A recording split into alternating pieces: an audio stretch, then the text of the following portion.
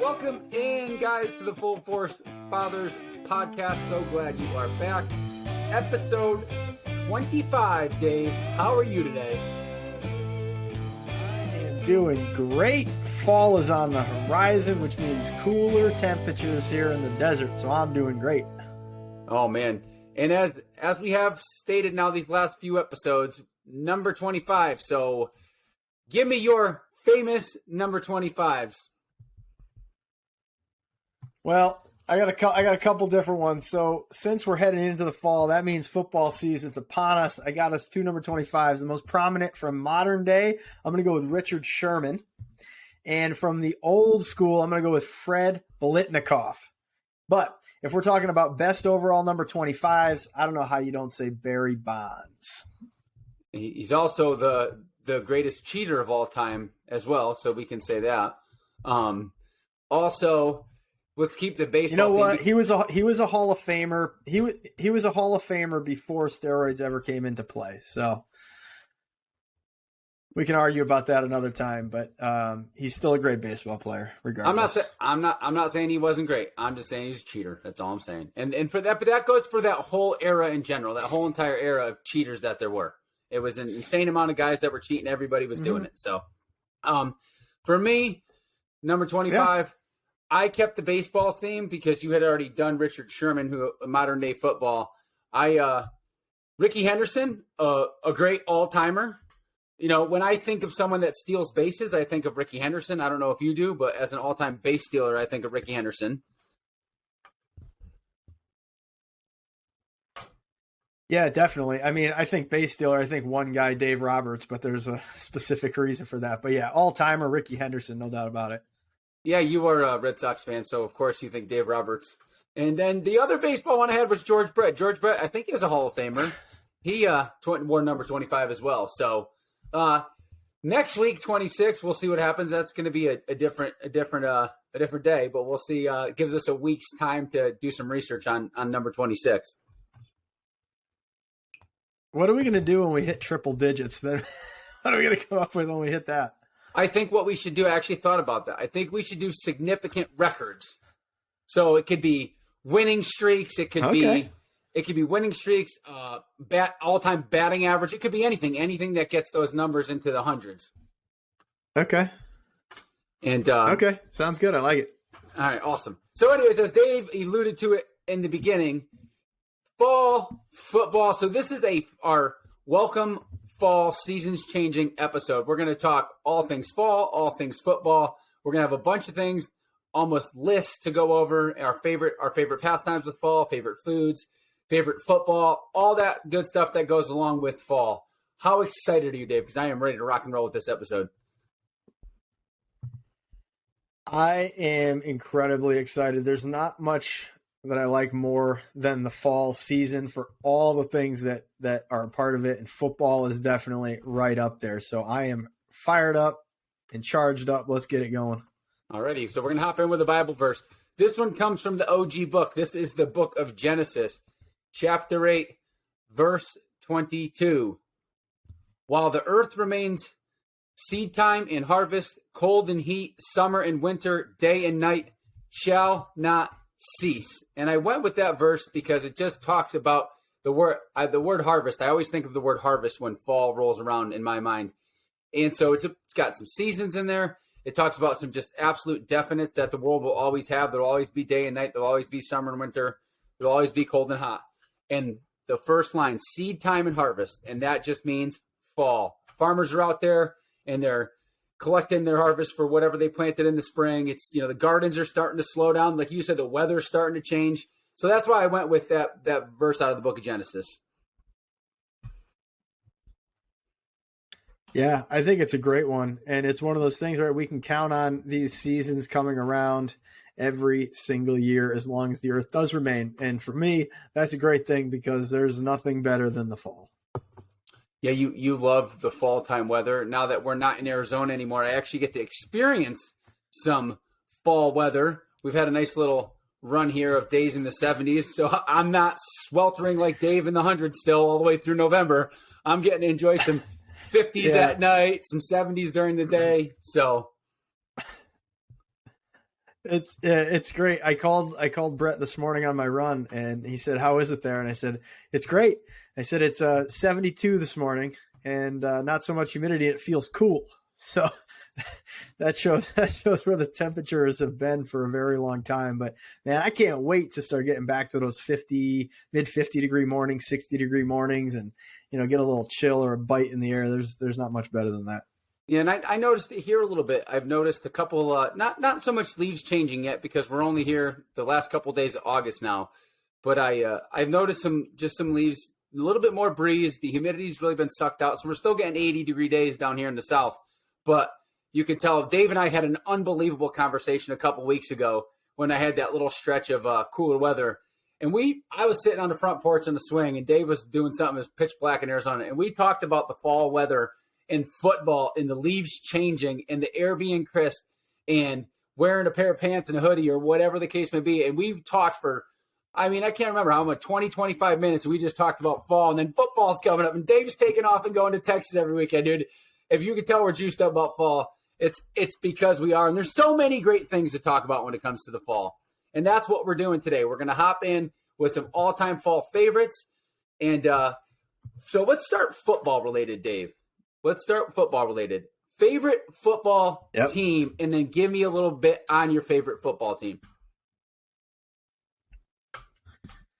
Dallas Cowboys, baby, America's team. And the reason I'm a Cowboys fan is when I was growing up, they were great. And it was fun to follow Aikman and Emmett and Irvin and just all these great guys that I got to grow up watching. And now since then, it's been a pretty miserable stretch for the last near 30 years now.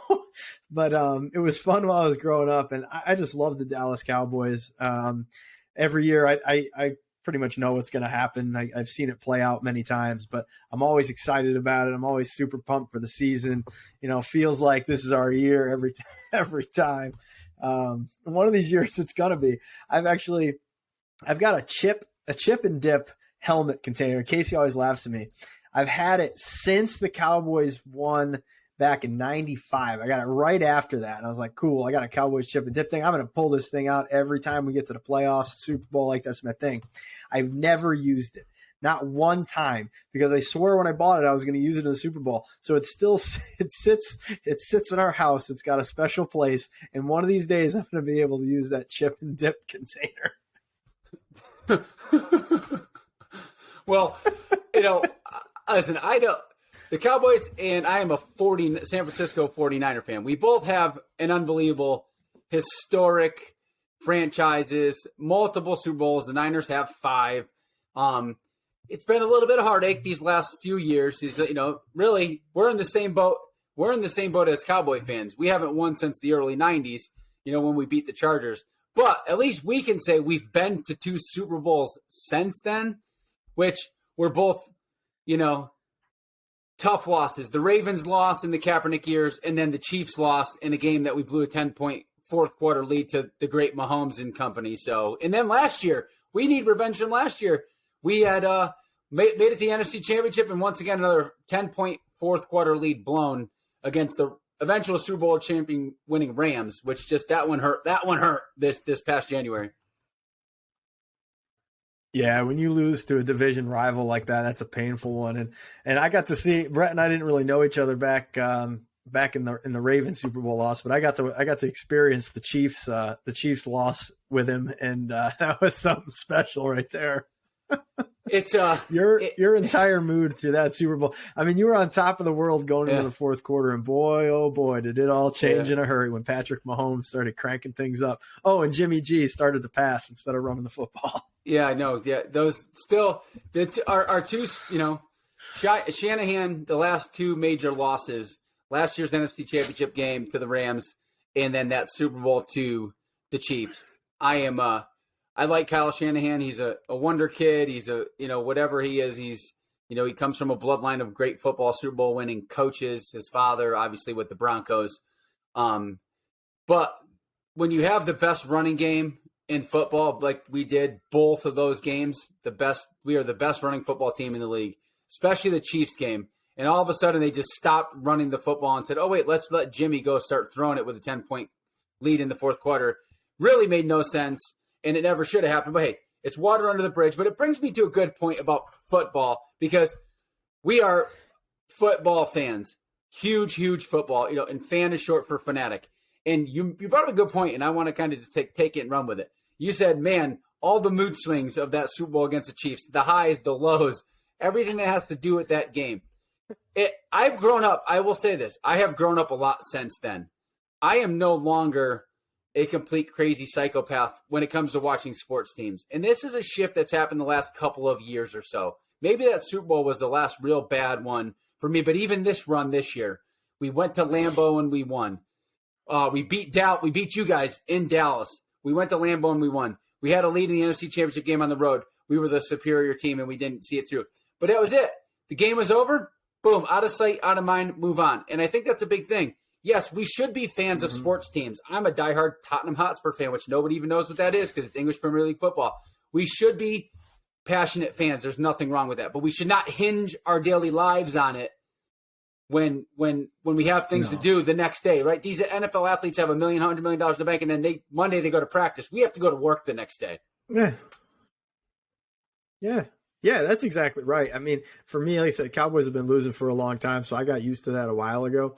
But yeah, last few years, I mean, it has changed in the sense like, yeah, when I'm in the game, man, I'm watching the game, I'm into it. I want my team to win. I'm cheering, I'm yelling, I'm whatever. But the minute that game ends, regardless of what happens, man, it's time to move on with my life. I don't get hung up on it anymore because I know, the guys that are playing the game, they do the same thing, right? They're moving on practice next week or the off season, whatever it may be. They get to go spend time with their families. Yeah, they lost, they're disappointed, but whatever. It's a game. At the end of the day, we got to remember it's a game. It's a lot of fun to get into. But you can't let it control your entire life for sure. Yeah, and we used to be that way, you and I both, even when we weren't friends. Yeah. UConn basketball was it, man. We bled blue. 49er football. Red Sox for you, Red Sox baseball. I mean, there was that time in the early 2000s where Red Sox baseball was God to you. Oh, dude, the only time I've ever cried in sports, I cried the night Tim Wakefield gave up the home run to Aaron Boone. I did. I had tears. I'm not proud to admit it, but it happened. And that was one of those things I was like, my God, I care way too much about it. Like this should not be this important to me. But at that point in my life, it was, and it was, that was never since then have I cried over something like that. 2003 ALCS. I remember I was watching it at my then high school girlfriend's house. Where were you watching that game? Do you remember? I was at college. Yeah, I was at Eastern Connecticut State. I was watching it with roommates of mine, and it was, God, that game felt like it went forever. Pedro started it, and they left him in and blew the lead, and holy shit, what a fucking travesty that ended up being. And, Tim Wakefield coming in throwing knuckleballs for, I think it was 3 or 4 innings. And then finally Aaron Boone got one down the left side. And God, I still remember it. It's kind of like a knife digging in, but we got those fuckers back the next year. So it was all good. And it was potentially worse the following year being down 3-0. You're like, dude, we lose game 7 like that. And then the next year being down 3-0. And then the winds changed. The fall winds changed, right? October baseball, dude. Everything changed. They got beat in game 3. I think it was like 19-8 or something. It was ugly. Fucking ugly. I just remember, I remember saying to myself, why am I a Red Sox fan? Like, why do I do this to myself? And back then it was like, you watch 162 games. I might have tuned in to probably 100 plus of them at some point or another to watch a little bit of the game. So you're super vested in the season. It's like you get here, like, great, down 3-0 to the Yankees. We got another game here, and then we got to go back to New York. Awesome, great, cool. But David Ortiz, man. If I recall that whole team was loaded. If I recall that series correctly, games 4 down 3-0. Game 4 was a comeback, right, against Rivera, and Game 5 was close. But I'm pretty sure the Red Sox absolutely just annihilated them in Games 6 and 7, right? Well, Game 6. 7 was the Schilling game. 7 was a blowout. 7 was a blowout. Bellhorn hit a home run. Damon hit a grand slam in that game. Like it was over in the first couple innings. That was great. But that was the bloody sock. I mean, that was Ortiz getting the big hits 2 nights in a row, super late. That was Dave Roberts getting the steal. Like, I mean, so many things had to happen. I mean, getting a win off of Rivera, a blown save and a win off of Rivera. Are you kidding me?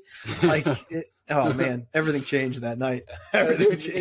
Dude, that's fall. Now, we started this conversation with our favorite football team, and somehow we ventured down this highway, and we're talking about the ALCS from 03 and 04. So let's try to reverse course here because we're not making this a sports show. One of these days, we're just going to have a straight-up sports podcast because we can just talk about sports all day long, especially sports history. But we're not doing that today. We're here to talk about fall. So at least it all tied into fall. That all tied into fall right there. But we already know our favorite football teams. Yeah. All right, that is the 49ers and the Cowboys for you, 49ers for me. The next thing on the list, what is your favorite fall activity? For me, and I don't get to do it out here, so I miss it. Maybe that's why it crept up my list. I love going to fairs. Like fairs back in Connecticut, man, every weekend there was a different fair you could go to. And some of them ended up being like a high school reunion. You'd run into people that you hadn't run into and got the entire year. And then like there they'd be at the fair because they came back to visit family or whatever. I always loved the good food at the fairs. I mean, it was junk, but it was good. It was fun. And when I was a kid, it was games, rides, that sort of stuff. You know, the Big E back in the Northeast was always fun. That was like a big thing for 2 weeks. They had this huge, enormous fair. And I love it, man. It just screams fall to me. There's pumpkins. There's people putting in, there's tractor, hauling competitions. And like, I don't know, it's just the whole thing. I just love it. And I miss it very much. Yeah, no, I didn't even think about fairs until we were talking pre-show and going over pre-show notes. Fairs never even popped in my mind. But now that you mention them, we grew up going to the Goshen Fair. The Harrington Fair was always the last one. It was nice and late. So the weather was usually pretty crappy and shitty and cold and muddy. Bethlehem Fair. There's so many fairs. The Big E is just a ginormous fair. And you go to the Big E and you go to all those state buildings. Yeah. You get a potato in Maine or whatever the case may be. Yeah. And those are always good. Yeah. But my favorite fall activity. I used to always love too at the Big E, I used to always be able to get my first Oktoberfest of the year. Sam Adams had a tent there. It was the first Oktoberfest on draft. It was always so great. Yeah, no, yeah. And they have the old colonial stuff at the Big E, which is really cool too. But absolutely. But my favorite fall activity, and I get to do it again now. For as long as I'm on the East Coast, I'll be doing it. And I was able to do it late last year, and that's hunting. I love to hunt. Now, I'm no Cam Hanes. Shout out to Cam Hanes with the hat on today and a little buck on the shirt. But Cam Hanes did drop his first buck last week, wherever he was bow hunting. But I love to hunt. I love the thrill of the hunt. I am, you know what I mean? I love getting out in the woods in the morning, whether you're either in a tree stand or a blind or whatever you're doing. I love getting out there hunting. It doesn't have to be big game either. I love hunting deer, but I used to, as a kid, one of my favorite things growing up was getting up early on the weekends with my dad and going and pheasant hunting. We'd stalk the birds the night before. We'd pheasant hunt. We'd rabbit hunt. So hunting is my favorite thing to do in the fall. It's just the weather, like you said, the leaves, it's crisp, it's cool, and the thrill of it to hunt is probably my favorite fall activity. What's next, Dave? All right, let's talk about our favorite game day snack. So it's just you on the couch on the weekend. You got football on, or football, the European version, whatever maybe you're watching. What's your go-to? Buffalo chicken dip. That's a good one. And Dean makes a killer buffalo chicken dip. And you give me a bag of tortilla chips, and she makes a big old pot of buffalo chicken dip, and I just could crush. I mean, I'll get a little heartburn the next day because of it with all the hot sauce in there, but I can crush some buffalo chicken dip, and it's good the next day too. Whatever we don't finish, it's always good to eat. Re-warm it up the next day. Oh yeah, that's always good. That's such a great thing. You can just heat back up, and it's just as good. Mm-hmm. What about you? I'm going with chicken wings. Chicken wings all day. And now I can make my own with the Traeger. Like I can make some pretty bomb ass chicken wings. But yeah, I used to love it. Jay Timothy's back in Connecticut always had the best chicken wings. So it'd be nice to like go get some, take out, bring them home, have them. Oh man, those old dirt style wings were always amazing. So yeah, chicken wings, no doubt. We used to get the bucket at J. Timothy's, and it was just the most amazing thing ever. Dirt style, double fried, double freaking basted with the buffalo. And then, but let's speak on your chicken wings for a second, because your chicken wings are not just some ordinary chicken wings. My 9-year-old, Caroline, who you know from listening, who had a birthday back in May, requested Dave's garlic and Parmesan wings for her birthday dinner. And I said, well, that's not going to work. He's 2,000 miles away. So I called up Dave and I said, what the F do I do here, buddy? I don't have a Traeger and I don't cook like you do. So Dean was able to do some garlic Parmesan drumsticks pretty decently, but not to the standard. So don't sell yourself short on them freaking Traeger wings, because those things are just lethal. Yeah, they're quite amazing. The garlic Parmesan are definitely the best, and it's super simple to do. So if you've got a Traeger, or even if you just got a grill, let me know. I'll shoot you the recipe. It's legit. It's so good. You get them super crispy. They got that little bit of char taste to them too, with the garlic and the Parmesan. What a wonderful, wonderful mix that is. And when you guys finally get back here, I don't know if you end up coming out for Halloween, but Caroline will have some wings and Madison will have a burger. There's no doubt about that. So let's stay on the food topic right now, because we're going to talk about food in fall. Let's just bring up one of the greatest memories of all time. At Traeger Thanksgiving 2009, I think it was 19. Was it 19? Yeah, it was our first year out here. Dude, Traeger Day Thanksgiving is still one of my best food-related days of, and I don't even care about food. You know that. It was unfucking believable. Yeah. And let me set the scene. Dave did an entire Thanksgiving dinner on his freaking Traeger. It was just the turkey, the pies, everything was done on the Traeger. Dude, just talk about it for 60 seconds, 2 minutes, whatever you want. But it was unbelievable. Yeah. Traeger Thanksgiving of 2019. It was amazing. It was our first Thanksgiving here, and it was funny. I mean, Thanksgiving by far my favorite holiday. It's not even close. Not even close to that. So Thanksgiving's my go-to. So when we moved out here, I was like, man, it's gonna be a small Thanksgiving. You know, what's it gonna be like, right? We knew you guys, but that was it.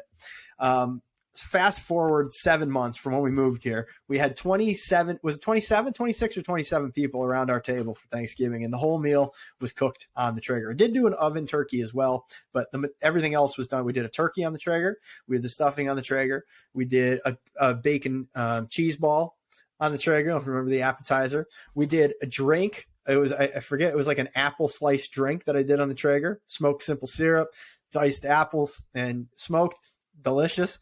We did the blueberry slab pie on the Traeger, which I think is still your favorite dessert of all time. And it was, dude, that Thanksgiving was so great. So many great people around. Everybody enjoyed the food. The barbecue turkey that came off of that Traeger was unlike anything I'd ever had before. And that's a staple now. We go to that. Go back to that all the time. It's great. Traeger Thanksgiving. There's nothing better than a Traeger Thanksgiving. Two things I'm going to say about Traeger Thanksgiving. The blueberry slab pie, obviously, was just unbelievable. All right. And the second thing, a turkey is freaking good when Dave didn't even have that thing carved at all, and he kept catching me picking at that thing, sitting on the table. I just kept moving over there, closer and closer, peel a piece off. Dude, hands down. I remember we were starting to clean up, and we had so many people and there was so limited space. I remember we had a table down the side hallway that goes to the kids' bedrooms. Yeah. With like food on it. And I remember seeing you over there with the cutting board, and you were just picking off of the carcass of the turkey still. I was like, what are you doing? Unbelievable. They part of that probably, that was back in my drinking days. Not drinking days, but in general, we were all having a good time, and that probably led to some pretty poor food choices and overfilling myself. But overall, Traeger Day 2019 may be the greatest Thanksgiving of all time, and it's really good. It was good. So let's keep going on this list, Dave. Here, let's go. Favorite. We're gonna go switch back to football now. Favorite football memory. All right, mine is going with my dad to the old Cowboys Stadium for a game. My dad and I had a run of time where we'd go to some football games, all Cowboy games, and we never saw them score a touchdown. So I would say we probably went to 4 or 5 games. The first one together was back, I forget what season it was. I think it was like 89, 90. That was the year the Cowboys, I think, won one football game. We went to Giant Stadium and they got torched. I mean, absolutely torched. And then we progressed through the years. As I got older, we went to more games. And every time we'd go to a game, the Cowboys would never score a touchdown. So we thought for sure when we went to Texas Stadium, it was the year Romo was there. They had like the highest scoring offense in the NFL, and it wasn't even close. So we get there, they're playing the Eagles, right? So it's division matchup, just great. So we go through the whole thing. What made it special is we did a tour of the stadium. We got to go in the locker room. We got to see where Troy Aikman and Emmitt Smith and Michael Irvin and Jay Novacek, all these guys used to sit and get ready for the games. Like, it was fucking cool, right? We used to go out. We'd go out in the field. And we got to run around the field, stand on the field, take pictures. I remember going out where T.O. came out and put his hands up on the star, right? Going out there, taking those pictures and like being a part of it. So the whole thing was great. So it culminated. We had a tailgate party. The night before, we had dinner with a couple guys on the team. I got to meet DeMarcus Ware. It was awesome. Like, it was just this whole thing. It was all hype. Then we got to the game, right? Playing the Eagles. They didn't score a touchdown again. Still no touchdown. Highest scoring offense in the NFL. Like I said, not even close. And they still didn't score a touchdown. And needless to say, they lost a football game. But that meant that trip for me, the memories that I had from that, we had such a great time. It was so much fun, and just getting to spend that time with my dad and experience that with him. It was his first time to Texas Stadium too. Was awesome. That's awesome. Yeah, there's one that stands out. And it was hard to choose from because T.O. is my favorite football player of all time. I never got to see him play as a Niner, but I got to see him when he was on the Buffalo Bills. I went to a Monday night game when it was Brady and the Patriots versus T.O. and the Bills on a Monday night game, and I'll never forget because it was also one of the most heartbreaking losses of my sports fandom career. Roger Federer lost to Juan Martín del Potro in 5 sets at the U.S. Open that night because that was a Sunday final that got rained out and pushed to a Monday night. But I saw T.O. play at Foxborough. All 3 of my football-related memories are Foxborough because we used to have season tickets. I used to always go to 1 or 2 games a year. I went and saw Kaepernick play the year that the Niners were unbelievably good, and they went to Foxborough and they put the smash down on a Sunday. I think it was a Sunday night game, and it was snowing and sleeting and crap, and we destroyed the Patriots. But the ultimate football-related memory for me is I was at the infamous Tom Brady Tuck Rule game in the snow at the old Foxborough Stadium, and it was a blizzard. The game had already started. It was snowing so hard. My brother had left the tickets at home, so we had to turn around. We were 30 minutes into the drive. We had to turn around, get the tickets, and then drive back in. So we got to the game. We got to the game late. It was already started. We were planning on getting there early and tailgating. It was snowing like a blizzard. We get there 25 minutes late. We missed part of the first quarter. Terrible football game, mind you. Snowing, no points, blah, blah, blah, blah, blah. Then the Tom Brady Tuck, we're watching. In between downs, they had snow blowers and leaf blowers on the field blowing off the lines. And I'll never forget, one of the guys was wearing shorts.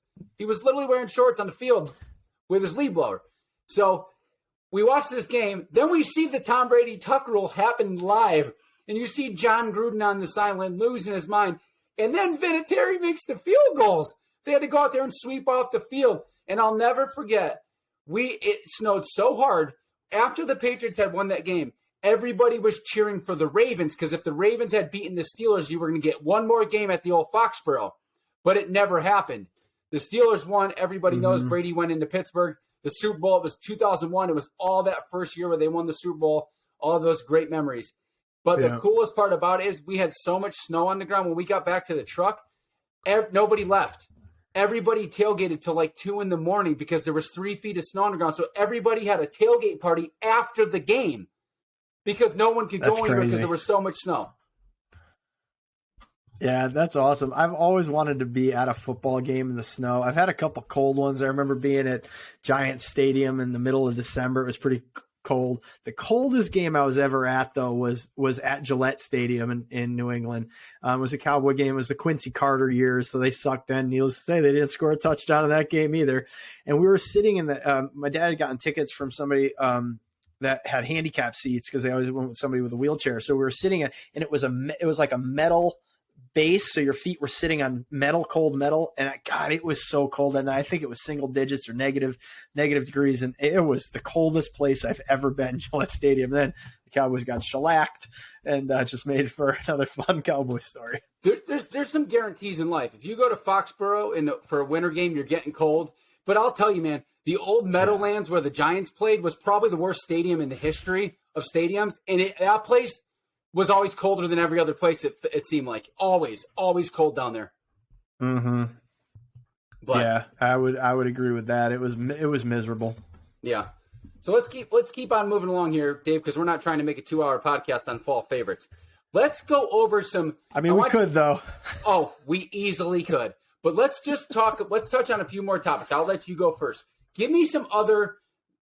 These are not question related. Give me some other fall favorites of yours. Things that you love about the fall, and then I'll go with a small list of mine too.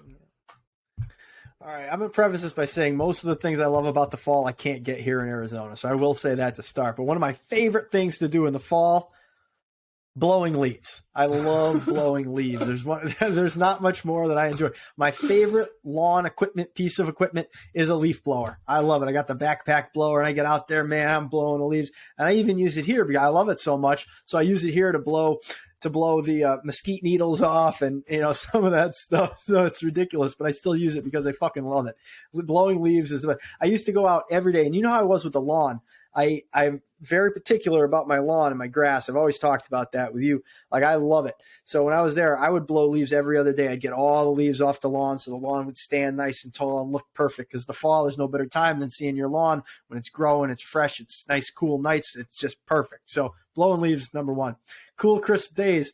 I miss being able to wake up, throw on a hoodie for the day and just be comfortable and like go outside. And you got a little crispness in the air, but like not too cold that you're freezing, but just throw a hoodie on, be good.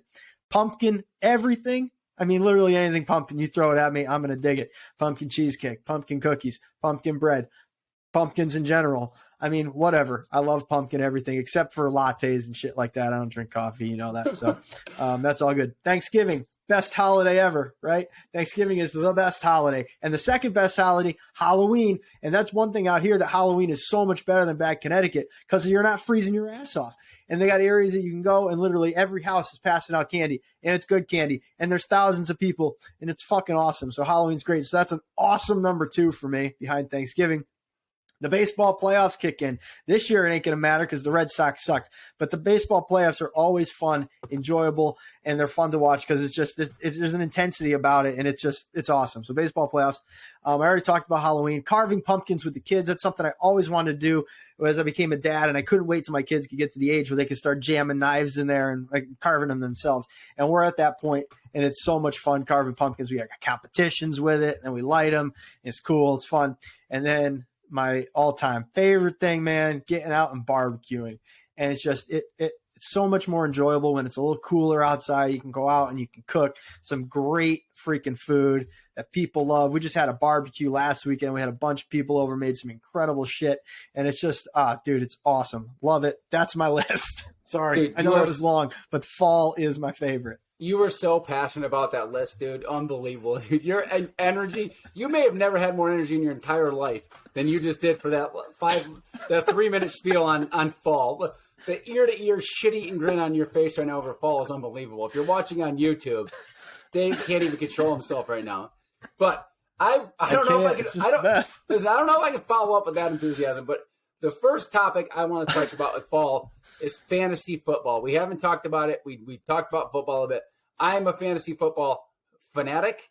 I play in far too many leagues. I am in 6 leagues. I am in 5 of those leagues. Cost money to play in them.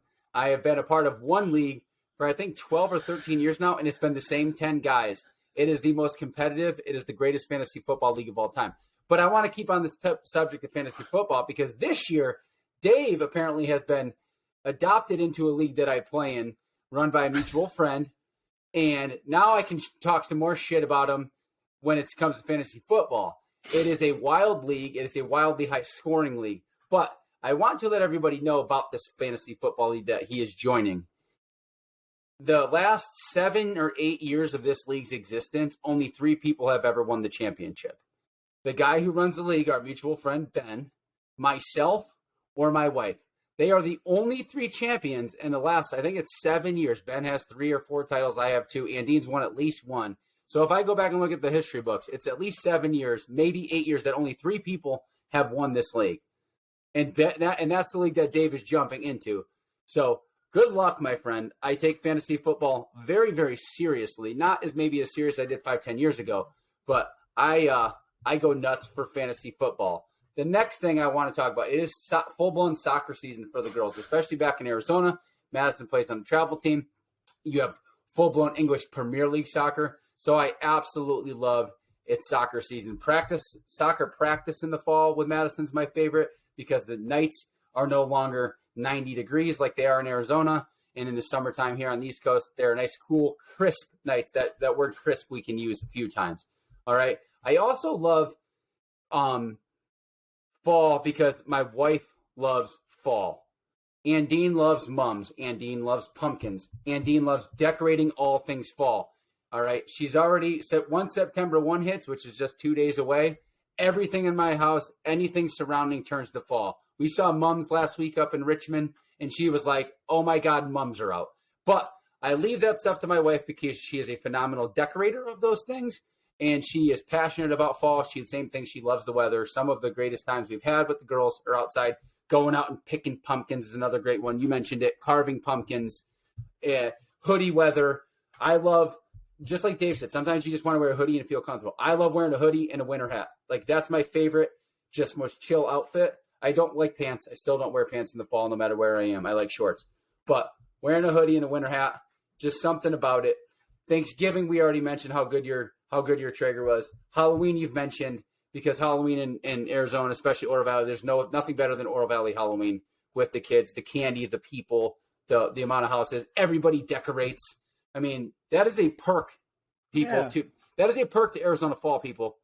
You can decorate your house and it's not freezing fucking cold out like it is in Connecticut or wherever else maybe. But as we said last week on the show, we are heading to Connecticut in a couple of weeks for a wedding. And I am very much looking forward to, and Dave is very jealous that I'm going to be there mid-September when it is crisp, when the leaves are changing, and it is hoodie weather, winter hat weather. And so that's those are kind of just a few that I think about when I think of fall. As you can tell from this episode, we both love fall. We love the changing weather. And I think Dave and I agreed on this maybe a few weeks ago over a phone call. I officially, at my age, 36, going on 37, I hate summer now. If I am not at a beach, in a swimming pool, or up in the mountains at 10,000 feet, I absolutely despise summer now. I hate sweating. I sweat terribly bad. I hate running 10, 15, 20 miles in 80-degree humidity. I hate summer, and fall to me is starting to slowly creep up the leaderboard if it has not surpassed as my favorite season. Yeah, fall was always my favorite season, and summer was always my second favorite because the springtime in Connecticut always sucked. I mean, it was never good, and winter just blew. I mean, it's just fucking awful. I just hate winter. I hate snow. I hate all of it. So summer was always like a go-to second for me. But you're right. I mean, now living out here in Arizona, summer's the worst. I mean, it's brutal. I mean, I love the heat, don't get me wrong, but after 3-4 months of consistent just barrage of 100-degree temperatures, it's like enough already. So for me, I love it. Fall's amazing. Winter's great. Spring's amazing, and summer just kind of sucks. Yeah, absolutely. Winter out there is amazing too. And we'll have a winter episode here in a few months. But that's everything about fall. We've probably missed a few things. Do you have anything else you want to add? There's nothing else I can really think about fall that I want to add. No, I mean, it's just such a great time of year, and I'm just so excited for football. I start traveling soon, which is great. Get to see some football games and get back into that world for a little while, which is a slice of heaven for me. So I'm just excited. I'm raring to go. Awesome. Well, hey, Dave, this week, let's go with what do you got for a book recommendation? Yes, I got a book recommendation. I've read this for the second time now, and it's called Building a Story Brand, and it's by Donald Miller. And the reason I read this is because as I ramp up my real estate business, it's all about creating creating a story for customers and for clients. So this lays out a framework on how to do that. So if you're an entrepreneur, if you have a passion, maybe you have a side hustle that you like to do, this is a great book to read because it gives you great ideas to get people engaged with you and your brand. And that's what it's about. It's about bringing people into your brand, giving them an experience and something that they want to hire you for, whether they're hiring you or they're buying a product maybe that you sell. It's bringing them in and giving them a great overall experience, because who doesn't like a great story, right? We talk about books every week. It's a story.